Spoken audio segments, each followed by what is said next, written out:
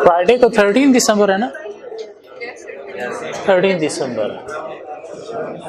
तो chapter 1 and chapter 4 हमारा test होगा कमिंग फ्राइडे को। ठीक हो गया, टर्म टेस्ट जो कॉलेज का है वो हमारा होगा फ्राइडे को। चैप्टर 4 आज हम ख़त्म कर देंगे, बल्कि आप लोगों ने कर लिया होगा। एक आसान सा टॉपिक था, वो आप लोगों ने खुद पढ़ लिया होगा। हाँ, क्लास में आने से पहले पढ़ के आने का रिवाज नहीं है। हाँ, ऐसे होता नहीं था बचपन में, मैट्रिक तक, शायद एफएससी में होता होगा कि क्लास में जाने से पहले हम टॉपिक पढ़ के जाया करते थे। नहीं होता था? सही कह रहा है वो, लेकिन ऐसा आदमी नहीं हो, मैं गलत समझ रहा मुझे वो। सो चैप्टर 4 में एक टॉपिक हमारे पास रह गया, उसके बाद चैप्टर 4 ख़त्म, और फ्राइडे को हम इजीली टेस्ट दे देंगे चैप्टर 1 और 4 का। उसके बाद फिर नेक्स्ट फ्राइडे देखेंगे कि 2 चैप्टर फिर बन जाएंगे हमारे पास। मतलब हर फ्राइडे 2-2 चैप्टर करके हम टेस्ट दिया करेंगे, क्योंकि 2-2 चैप्टर करते करते करते करते हम 11 चैप्टर पे पहुंच जाएंगे, और 11 चैप्टर पे जब पहुंच जाएंगे तो पेपर हमारा पास हो गया। सो चैप्टर 4 नाम हमने रखा मैनेजिंग चेंज। मतलब क्या था कि अगर आपने बिजनेस में कोई चेंजेस इंप्लीमेंट करनी है, स्पेशली अगर स्ट्रक्चर या कल्चर को चेंज करना है, तो उस चेंज को मैनेज कैसे करना है। लेकिन चेंज को मैनेज करने से पहले हमें पता होना चाहिए चेंज होती कितनी टाइप्स की हैं। तो पहले पेज पर उसने हमें बताया कि 2 नेचर ऑफ चेंज है, प्लांट। 2 एक्सटेंट ऑफ चेंज है, बड़ी चेंज ट्रांसफॉर्मेशन, और छोटी चेंज इंक्रीमेंटल। और जब चेंजेस लाते हैं तो हमें एम्प्लॉयज़ की तरफ से कुछ 4 रिएक्शन भी फेस करना पड़ते हैं। 2 अच्छे रिएक्शन है, विलिंगनेस एंड एंथुसियास्टिक एक्सेप्टेंस, और बिग्रजिंग एक्सेप्टेंस। और 2 गंदे रिएक्शन हैं, स्ट्राइक एक्शन या फिर एंट्रेंचमेंट। फिर नेक्स्ट पेज पे गए तो हमें बताया उसने कोई 6 एक्सटर्नल रीज़न हैं चेंज जिसकी वजह से हमें ऑर्गेनाइजेशन में चाहिए, और वो 6 एक्सटर्नल ट्रिगर्स फॉर चेंज थे हमारे पास, पेस्टल फैक्टर्स। और 4 इंटरनल ट्रिगर्स, इंटरनल रीज़न भी है जिसकी वजह से चेंज चाहिए। Change of senior management, acquisition merger, demerger divestment, reorganisation downsizing या रैशनलाइजेशन। फिर उससे नेक्स्ट पेज पे गए तो हमें कुछ stakeholder in the change process मिले। 2 मेन स्टेक होल्डर हैं चेंज प्रोसेस में। एक चेंज स्पॉन्सर, जो बंदा चेंज लाना चाहता है। कौन लाना चाहता है change? Management board of director. और एक चेंज एजेंट, जिसने चेंज को मैनेज करना है, प्लान करना है, इम्प्लीमेंट करना है, या टीम को मॉनिटर करना है, चेंज एजेंट। और फिर स्टेक होल्डर कुछ और भी होते हैं जो अफेक्ट हो रहे हैं चेंज की वजह से, जिनके इंटरेस्ट मीट हो रहे हैं, जो चेंज में गेन कर रहे हैं, जो चेंज में लूज कर रहे हैं। और कौन हो सकते हैं?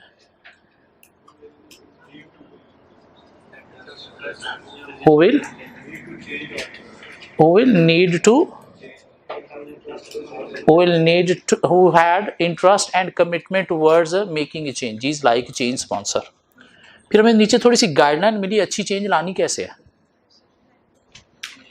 तो पहले आपने clear need for change, desire for change और what strategic change required identify करनी है।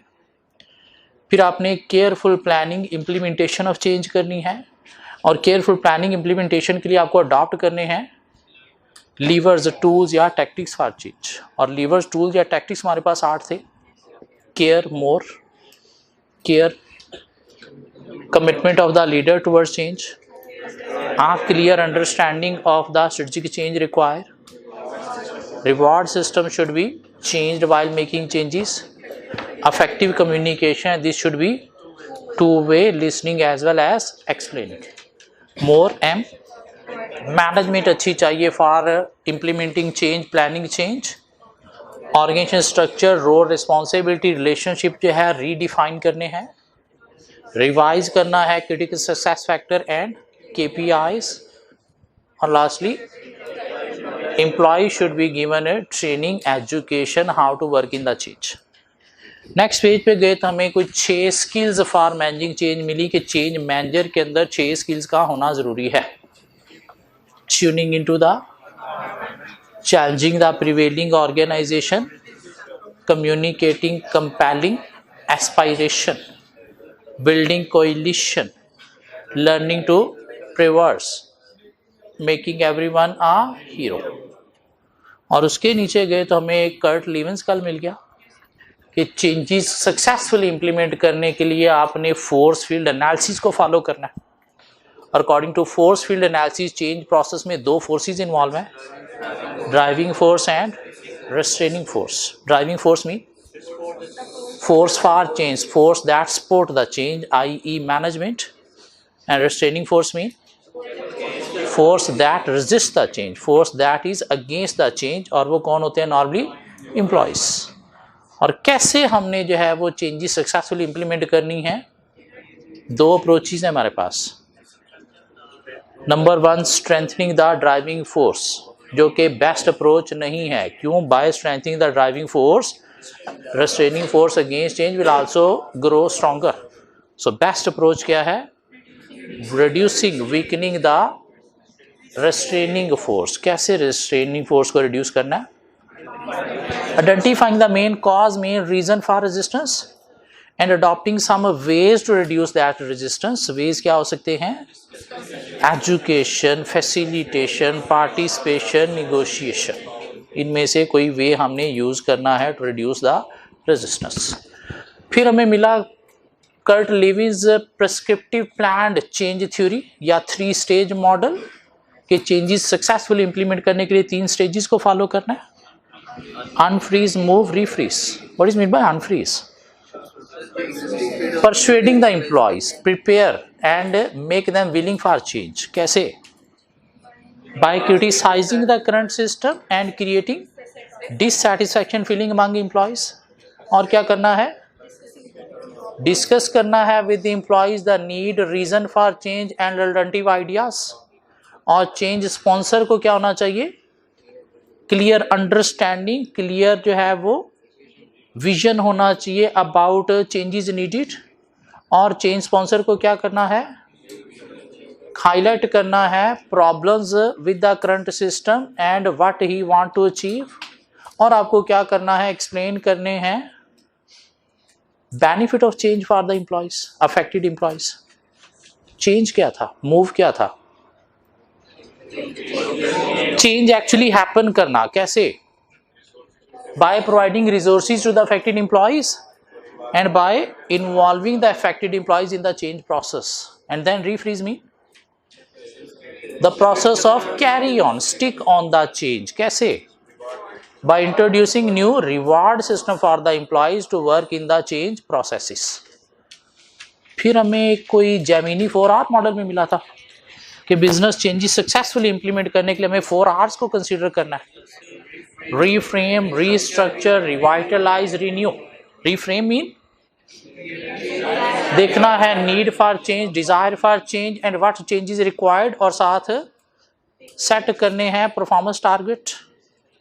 Restructure mean role, responsibility, rules, regulation, relationship जो है, अथॉरिटी, रैंक्स जो है रीडिफाइन करने हैं.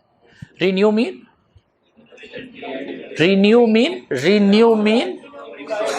employee should be given training and to encourage employees reward should be introduced. And what is meant by revitalize? Innovation, new products, new production methods, new markets, creative ways to gain competitive advantage over rivals, competitors. एक last model McKenzie 7S model, जो past में examiner 3 से 4 दफा test कर चुके हैं। अभी पिछले पेपर में भी अच्छा खासा टेस्ट किया उसने। मैकिन्जी 7S मॉडल क्या कहता है कि जब भी आप बिजनेस में चेंजेस लाने जा रहे हो तो आपने 7S फैक्टर्स को कंसीडर करना है। चेंजेस लाते वक्त क्या कंसीडर करने हैं? जैसे जैमिनी कहता है 4 आवर्स को कंसीडर करना है, मैकिन्जी कहता है कि 7S को फोकस करना है। क्या हैं वो 7S जो आपने फोकस करने हैं? Strategy, structure, system, staff, skills, style and shared values. कि अगर इनमें से कोई एक भी एस आपने कंसीडर नहीं किया तो आपकी चेंज फेल हो जाएगी। क्यों? ये सारे एस आपस में इंटर रिलेटेड हैं, किसी एक को अफेक्ट करें तो बाकी एस फैक्टर भी अफेक्ट होते हैं। तो इसलिए अगर आपने किसी एक को कंसीडर नहीं किया प्रॉपर तो उसका नेगेटिव इफेक्ट फिर बाकी एस फैक्टर पे भी आएगा और आपकी चेंज फेल हो जाएगी। कंसीडर करना है अपनी स्ट्रैटेजी को। स्ट्रैटेजी में क्या कंसीडर करना है? देखना है कि आपका ऑब्जेक्टिव क्या है, आपकी जो स्ट्रैटेजी है बिजनेस की वो अलाइंड विद ऑब्जेक्टिव है या नहीं है। ऑब्जेक्टिव प्रॉफिट मेकिंग है तो आपकी स्ट्रैटेजी प्रॉफिट जनरेट करने वाली है या नहीं है। ऑब्जेक्टिव अगर at the time business expansion है तो आपकी स्ट्रैटेजी बिजनेस एक्सपेंशन वाली है या नहीं। ऑब्जेक्टिव सोशल वेलफेयर है तो आपकी स्ट्रैटेजी सोशल वेलफेयर प्रोवाइड करने वाली है या नहीं। या आपने देखना है कि वो ऑब्जेक्टिव मीट करने के लिए आपके पास क्या ऑप्शंस या क्या चॉइसेस अवेलेबल हैं, उनमें से आपकी स्ट्रैटेजी जो है वो बेस्ट ऑप्शन, बेस्ट चॉइस के ऊपर है या नहीं है। जैसे वारिद के पास 3 ऑप्शंस थी, 3G, 4G, 4G LTE। Choose कौन सी की? Best option 4G LTE। क्यों? अगर 3G चूज की होती तो क्या strategy according to objective appropriate थी? नहीं। तो इससे क्या होना था? बिजनेस ऑब्जेक्टिव मीट नहीं होना था। मीन आपकी वो चेंज क्या थी? फेल चेंज थी। इसलिए आपने देखना है आपकी स्ट्रैटेजी जो है वो अकॉर्डिंग टू ऑब्जेक्टिव है या नहीं है। अगर नहीं है तो कोई ऐसी स्ट्रैटेजी चूज करनी है जो ऑब्जेक्टिव मीट करने वाली हो। हाँ, अगर आपने बेस्ट ऑप्शन चूज नहीं की तो फिर क्या है? मसला है कहाँ पे? स्ट्रैटेजी में। तो चेंजेस से कोई फायदा आपको नहीं मिलेगा। आपने देखना आपका स्ट्रक्चर क्या है, आइदर फॉर्मल है या फिर इनफॉर्मल है। अच्छा कौन सा है? डिपेंड करता है बिजनेस एनवायरनमेंट पे। अगर आप स्टेबल स्टैटिक एनवायरनमेंट में ऑपरेट कर रहे हो तो कौन सा अच्छा है? फॉर्मल या इनफॉर्मल? फॉर्मल। लेकिन अगर एनवायरनमेंट कॉम्प्लेक्स डायनामिक हो गया और आप फॉर्मल पे चल रहे हो तो क्या स्ट्रेंथ है या वीकनेस है? वीकनेस है। फिर आपको क्या करना है? इनफॉर्मल, टीम वर्क, ऑर्गेनिक, एडहॉक्रेसी की तरफ जाना है। तो देखना है कि आपको स्ट्रक्चर चेंज करने की ज़रूरत है या नहीं है। अगर है तो उसे भी देखना है according to size, according to environment, according to complexity, कौन सा चाहिए वो स्ट्रक्चर आपने चूज करना है। सिस्टम आपने देखना है कि आपका ठीक है या नहीं। कौन सा system? Communication system, decision making system, manufacturing system के अच्छे हैं या नहीं। और इनको अच्छा कैसे बनाया जा सकता है? With the use of IT mean technology. क्यों? IT टेक्नोलॉजी से क्या होगा? कम्युनिकेशन भी क्विक होगी। IT टेक्नोलॉजी से जब कम्युनिकेशन क्विक होगी तो डिसीजन मेकिंग भी आपकी क्विक होगी। और IT टेक्नोलॉजी से ही आपकी मैन्युफैक्चरिंग भी हाई क्वालिटी, कॉस्ट एफिशिएंट होगी अगर आप मैन्युफैक्चरिंग में भी IT को यूज़ करोगे। तो देखना है चेंजेस लाते वक्त आपको सिस्टम में क्या चेंज चाहिए with the use of IT, वो भी आपने चेंज करना है। अगर सिस्टम चेंज ना किया तो फिर भी फेल हो जाओगे। इसके अलावा आपको क्या देखना है? स्टाफ। स्टाफ का मतलब क्या है? Number of people. जितने चाहिए उतने हैं या नहीं है। जितने चाहिए उतने नहीं हैं, कम होना ये भी नुकसानदेह है। जितने चाहिए उससे ज़्यादा है तो ये भी नुकसानदेह है। क्यों? कॉस्ट एफिशिएंट नहीं है। लेकिन जितने चाहिए उतने हैं तो फिर साथ आपने देखना है क्या वो मोटिवेटेड हैं। क्यों, अगर मोटिवेटेड नहीं है, सेटिस्फाइड नहीं है, तो फिर भी क्या है, इंटरनल मसला है। तो क्या करना है, जितने चाहिए उतने नहीं है तो पहले तो नंबर पूरा करना है, लेकिन सिर्फ नंबर नहीं, साथ आपने उनको मोटिवेट भी करना है। कैसे मोटिवेट होंगे? Through motivational factor. Motivational factors क्या हैं? रिवार्ड है, प्रमोशन है, अथॉरिटी रैंक है। क्यों, सिर्फ लोग पैसे के लिए काम नहीं करते, कुछ अथॉरिटी रैंक प्रमोशन भी चाहते हैं, तो उनको उससे फिर मोटिवेट करना है आपने। चेंजेस लाते वक्त आपने देखना आपके पास skills mean knowledge, experience, qualification लोगों में है या नहीं है। अगर नहीं है तो अल्टीमेटली ये भी आपने डेवलप करनी है थ्रू ट्रेनिंग। तो अगर आपने चेंजेस लानी, लोगों को उस चेंजेस में काम करने का पता ही नहीं है, मैनुअल से कंप्यूटराइज कर दिया लेकिन कंप्यूटर पे काम करना ही नहीं आता, कंप्यूटराइज स्किल्स नहीं है, एक्सपीरियंस नहीं है, क्वालिफिकेशन नहीं है, तो फिर वो चेंज सक्सेसफुली इम्प्लीमेंट नहीं होगी, फ़ायदा नहीं होगा। तो आपने देखना है अगर स्किल्स नहीं है तो कैसे डेवलप करनी है, थ्रू ट्रेनिंग। या कैसे डेवलप की जा सकती है, अगर ट्रेनिंग नहीं हो सकती तो रिक्रूटमेंट, नए लोग रिक्रूट करने हैं, जो स्किल्स लैक कर रही हैं वो फुलफिल करनी है बाय रिक्रूटमेंट या फिर थ्रू ट्रेनिंग। साथ आपने देखना है style mean style of management, जो दो तरह के होते हैं, authoritarian,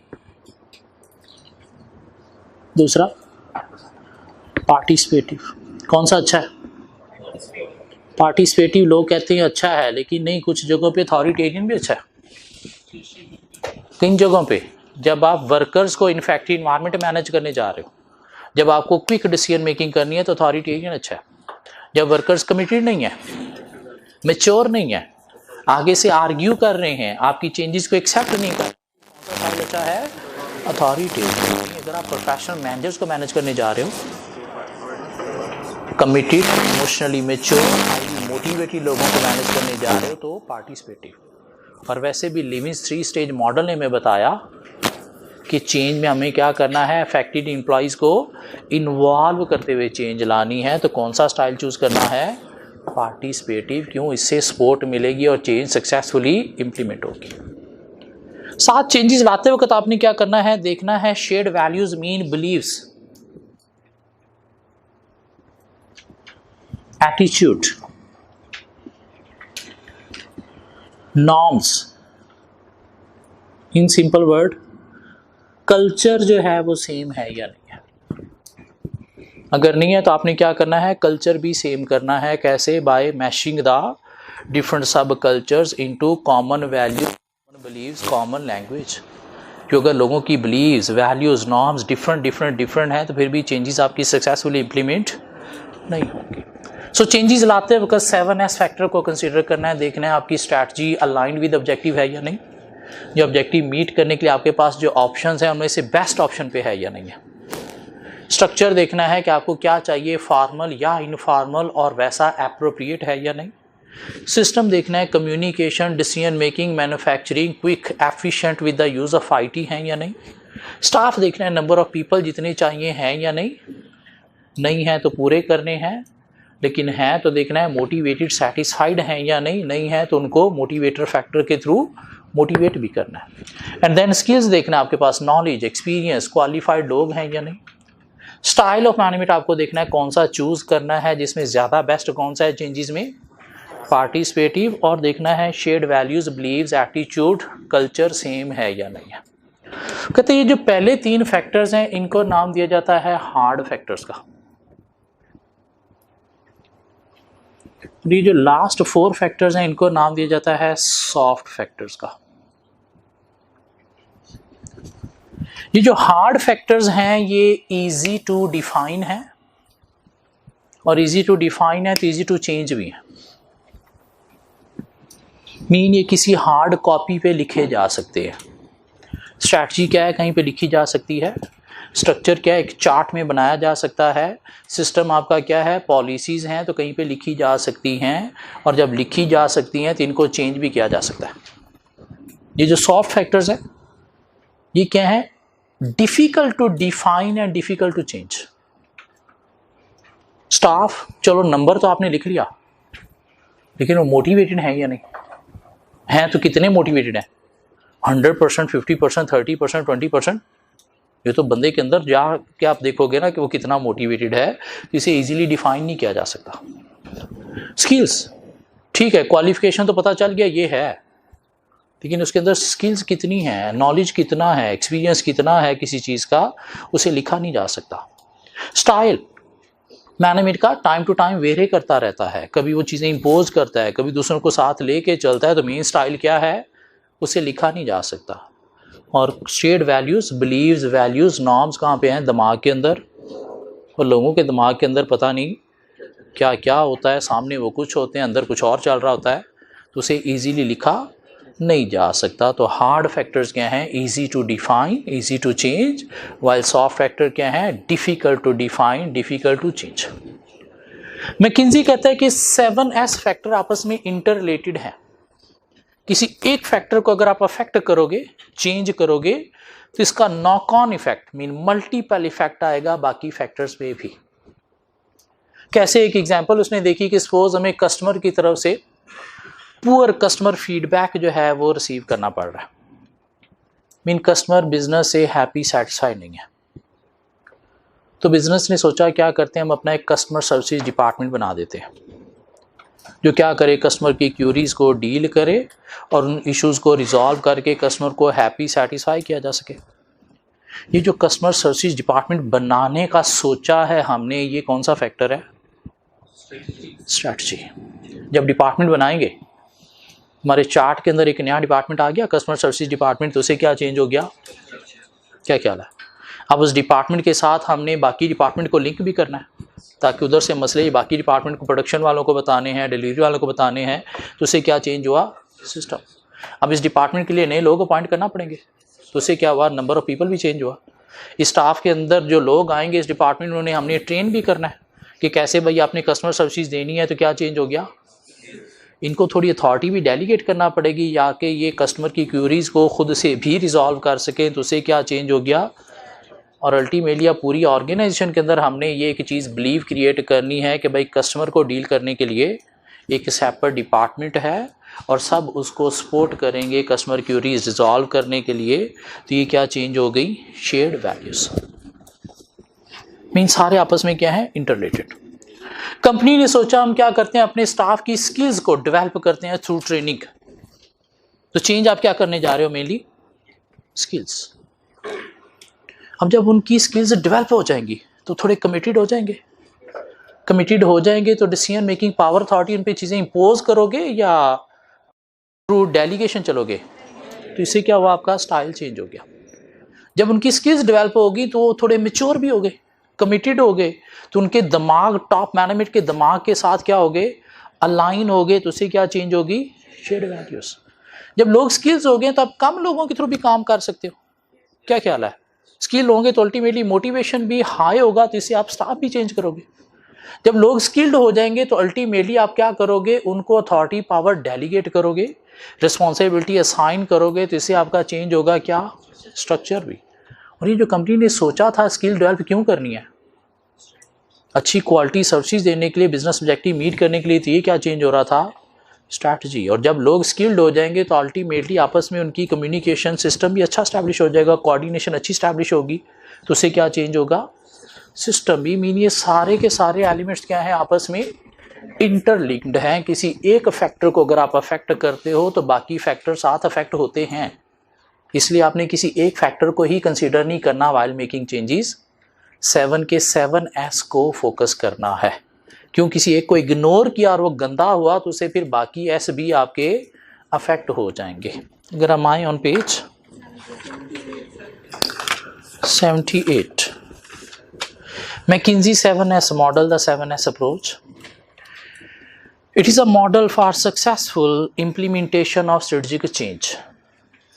The 7S model consists of 7 factors that contribute to the effectiveness of an entity. Mean ये 7 फैक्टर्स अगर स्ट्रॉन्ग हैं तो कंपनी अफेक्टिवली ऑपरेट करेगी, मीन स्ट्रॉन्ग है company.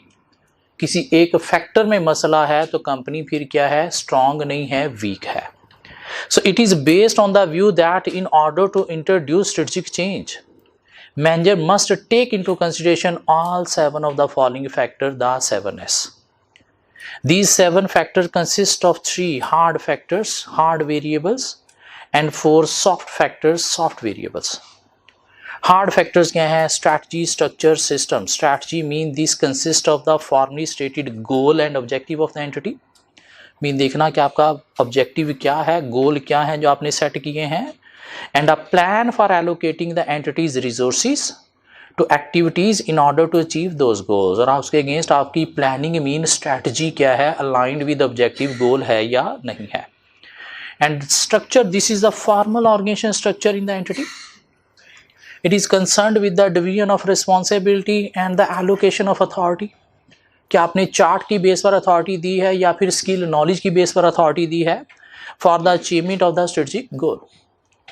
And system, these are the system that operates within the organization, including manufacturing system procedures and information system, mean communication and decision making system. 4 soft variables क्या हैं? Staff, these are the people who work for the organization, and their attributes mean number में कितने हैं, जितने चाहिए उतने हैं या नहीं, मोटिवेशन है या नहीं, लॉयल्टी है या नहीं, पे रेट्स अच्छे हैं या नहीं, क्यों पे रेट से ही मोटिवेशन क्रिएट होगी, वर्किंग कंडीशन कैरियर एडवांसमेंट है या नहीं, क्यों इससे भी मोटिवेशन क्रिएट होगी. And skills, these are the skills of key personnel. What can they do well and what do they do badly, mean कुछ करने के ये काबिल हैं या नहीं है, अगर नहीं है तो फिर हमने ट्रेन करना है या फिर रिक्रूटमेंट करनी है. And style refers to the cultural characteristics of the entity and the people who work in it. And also the leadership style of its managers, के अथॉरिटेरियन है लीडर या फिर पार्टिसिपेटिव है. And shared values, these are the guiding beliefs about the purpose of the entity and why it exist, shared by the individual who work in it, के same है या नहीं है. These might be, for example, providing customer services and satisfaction, or making profit, or providing a service to the community. mean the paradigm, standard, class, culture mean क्या है. All 7 factors are interrelated.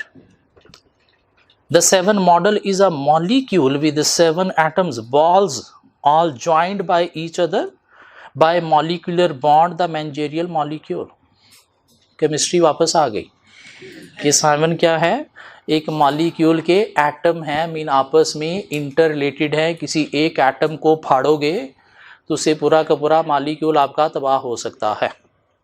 So the 7S framework was first published in 1981 and was adopted by consultancy firm McKinsey, therefore known as the McKinsey 7S model. When the model was first devised, research showed that in many US corporations, managers tend to focus on those factors that are felt they could change, tend to ignore the other 4 factors that are harder to identify and define. Mean जब model बना था तो उसका सिर्फ पहले 3 hard factor ही थे जो easy to define भी हैं, इजी टू चेंज भी हैं. लेकिन बाद में मैकिंजी ऑर्गेनाइजेशन ने क्या किया, इसके साथ 4 एस फैक्टर और ऐड किए जो क्या है, harder to define and more difficult to pin down, mean कहीं पे राइट नहीं किए जा सकते, लिखी नहीं जा सकते, such as staff motivation loyalty. Mean soft factor difficult to define, difficult to change हैं, जबकि hard factor easy to define, easy to pin down, easy to change है. वो लिखा जा सकता है लेकिन पूरी की पूरी स्किल्स मीन एक्सपीरियंस कितना है, नॉलेज कितना है, वो नहीं लिखा जा सकता कि इसके अंदर इसके काम करने की कितनी स्किल है. क्वालिफिकेशन तो चलो आप लिख लोगे, एक्सपीरियंस चलो जी 10 साल है, लेकिन नॉलेज कितना है, डिटेल है या नहीं है, उसे लिखा नहीं जा सकता. So the 7S model and change management 7 model analysis, a change in any one of the S factor will have a knock-on effect. Knock-on effect mean multiple effect. When making strategic change, a failure to take any one of the S into consideration could have adverse implication for the other S factors, and explain why attempts at strategic change often fail and could result in a new weakness. Mean organisation change में normally fail हो जाती हैं. Reason क्या है कि आप सातों के सातों एस फैक्टर को कंसीडर नहीं करते, किसी एक को भी इग्नोर करने का मतलब है उसमें वीकनेस, तो बाकी सारों में वीकनेस, और उससे आपकी चेंज फेल हो सकती है. एग्जाम्पल उसने दी, an entity planning to increase the skill of employees by training them towards a professional qualification. Mean आप चेंज करने जा रहे हो क्या, skills. Their expectation for greater responsibility for decision making and less supervision shall also grow. Mean skill change करने से क्या होगा, अल्टीमेटली आपको उन्हें कोई ना कोई डिसीजन मेकिंग अथॉरिटी पावर भी देना पड़ेगी, जिससे आपका स्टाइल चेंज होगा और अल्टीमेटली सुपरविजन भी आप चेंज करोगे, मीन स्ट्रक्चर चेंज होगा। The change in skills would therefore have a implication for the organisation and management structure. तो इसे बाकी एस्पेक्टर भी चेंज होंगे। एक और एग्जांपल उसने दी, company a recognises that it has a weakness in its after sale services to customers. Mean customer service आपकी अच्छी नहीं है। So establishment of new customer service department to improve customer goodwill, ये क्या है कंपनी की स्ट्रैटेजी। मीन चेंज क्या करने जा रहे हो आप, सिर्फ स्ट्रैटेजी कि कस्टमर सर्विस अच्छी करनी है तो एक कस्टमर सर्विस डिपार्टमेंट बनाते हैं। So recruitment of new staff with confidence to use their initiative in dealing with customer, तो इससे क्या चेंज हुआ, staff. Recruitment of staff and organising them service team, तो एक डिपार्टमेंट आपने बनाया, एक टीम बनाई, तो क्या चेंज हुआ, structure. The staff need suitable training in customer service, skills change हुई। Senior management promote awareness for better quality, कि क्यों ये हमने बनाया है, अच्छी क्वालिटी सर्विसेज देने के लिए, तो इससे बिलीव्स वैल्यूज आपने सबकी चेंज की। New procedure developed for guiding employees for handling customer complaints, तो नए सिस्टम आपने जो है वो लगाए। And management and supervisor empower their employees and allow them to use their initiative in dealing with unusual cases, तो उससे क्या चेंज हुआ, अथॉरिटी पावर इनको दी, तो स्टाइल जो है वो डेलीगेशन की तरफ आ गया। एग्जामिनर क्या कह सकता है, एक एग्जाम्पल के थ्रू एक्सप्लेन करें कि कैसे एक ऐसा फैक्टर चेंज करने से बाकी ऐसा फैक्टर पे इफेक्ट आता है। तो यही कस्टमर सर्विस वाली एग्जाम्पल हम दे सकते हैं, क्या ख्याल है। 7S फैक्टर्स को डिफाइन किया जा सकता है।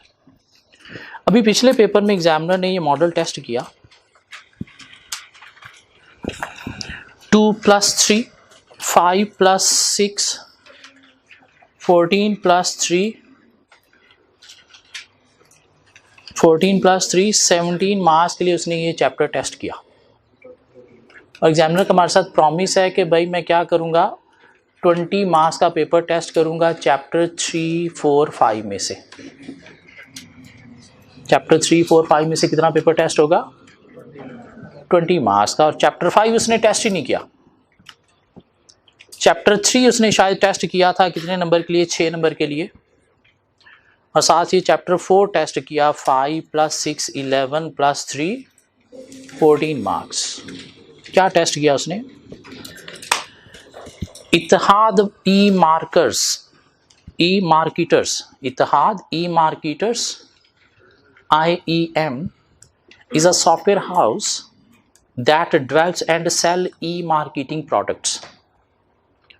It has 3 divisions, namely SMS, emails and social media marketing products. E-marketing बोलते हैं इलेक्ट्रॉनिक मार्केटिंग को, मीन थ्रू इंटरनेट या थ्रू टेक्नोलॉजी मार्केटिंग करने को नाम दिया जाता है ई-मार्केटिंग का। और कंपनी क्या करती है, अल्टीमेटली एक सॉफ्टवेयर हाउस है जो दूसरी कंपनीज की ई मार्केटिंग करते हैं। कैसे, SMS के थ्रू, ईमेल के through and social media marketing के थ्रू। मीन कंपनी की 3 डिवीजन्स हैं, SMS marketing, email marketing and social media, mean Twitter, Insta या Facebook marketing. It maintains a 5% market share in the domestic market and aims to grow its share.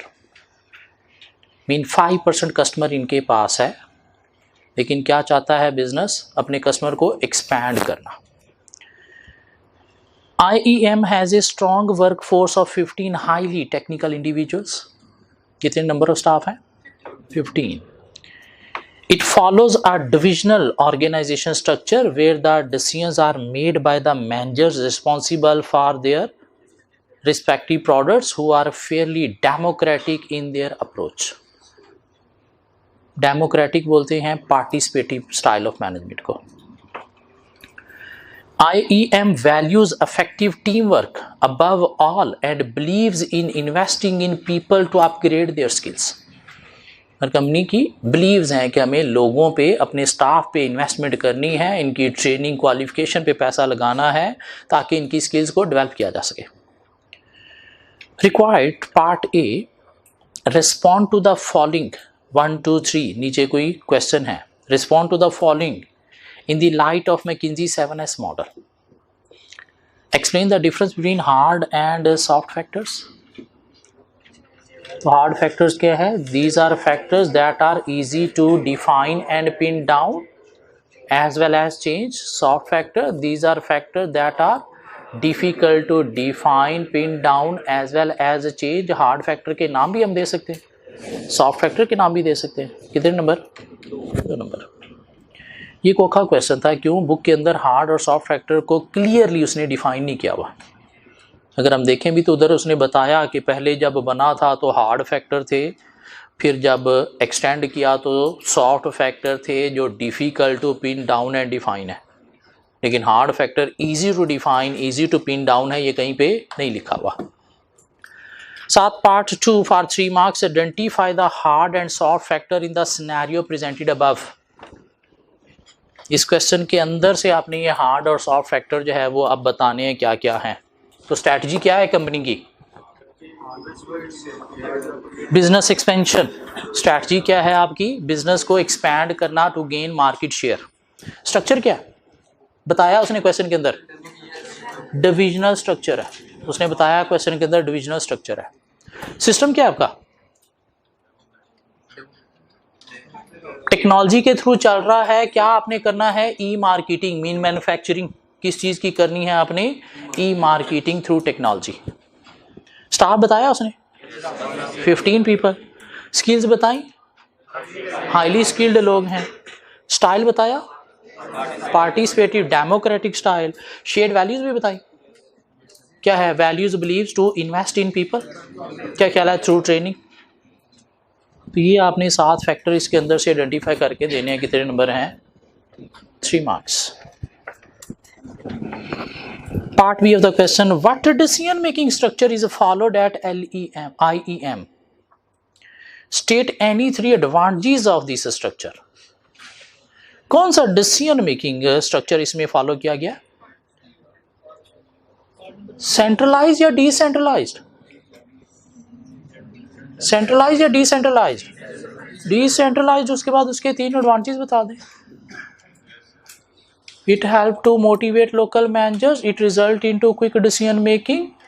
Top management have to focus on few rather than all issues, and local managers can make better decision because they have a better knowledge about local condition.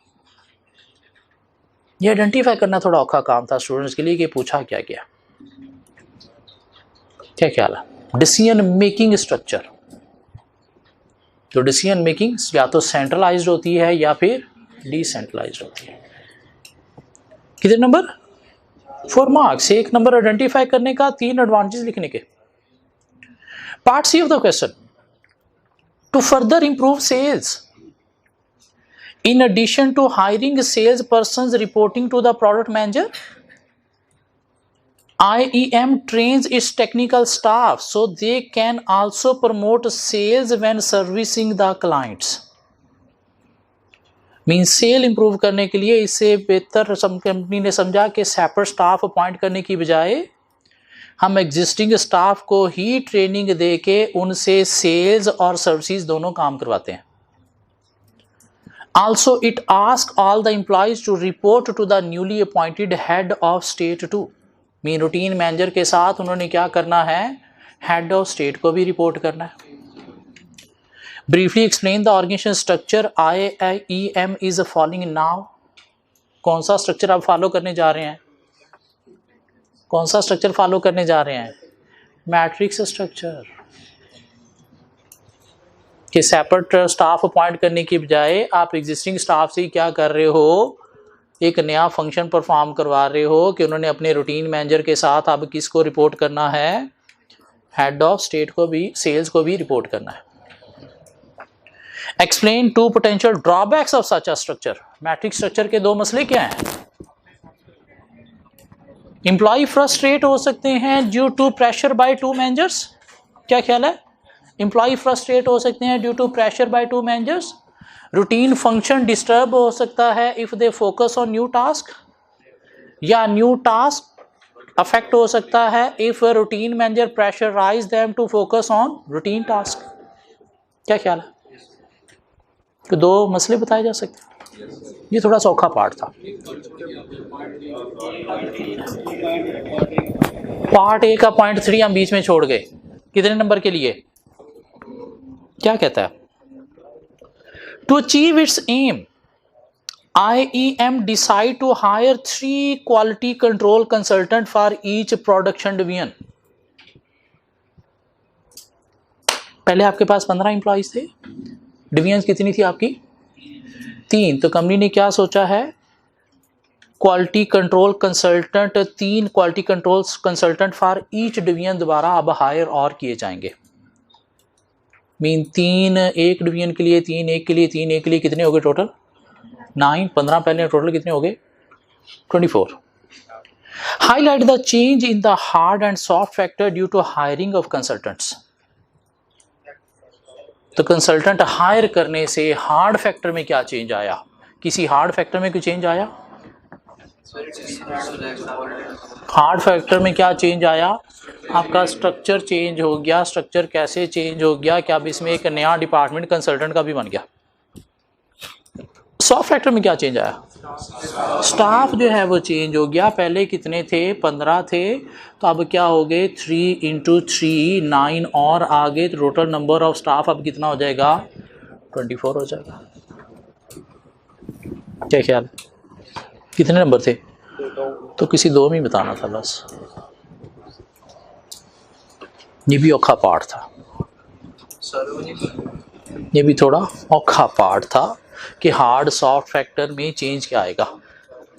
In fact देखा जाए तो 2 + 3 + 2, ये 7 number के लिए उसने 7S model test किया, 4 number के लिए डिसेंट्रलाइजेशन टेस्ट किया, और साथ नीचे 3 नंबर के लिए मैट्रिक्स स्ट्रक्चर टेस्ट किया। 3 फैक्ट चैप्टर 3 से टेस्ट हुआ, 6 मार्क्स वो, और साथ 4 + 3 7 मार्क्स ये। मीन चैप्टर 3 13 मार्क्स के लिए टेस्ट हुआ इस अटेम्प्ट में। चैप्टर 4 भी टेस्ट हुआ जस्ट फॉर 7 मार्क्स, और चैप्टर 5 उसने टेस्ट किए ही नहीं। क्यों? 14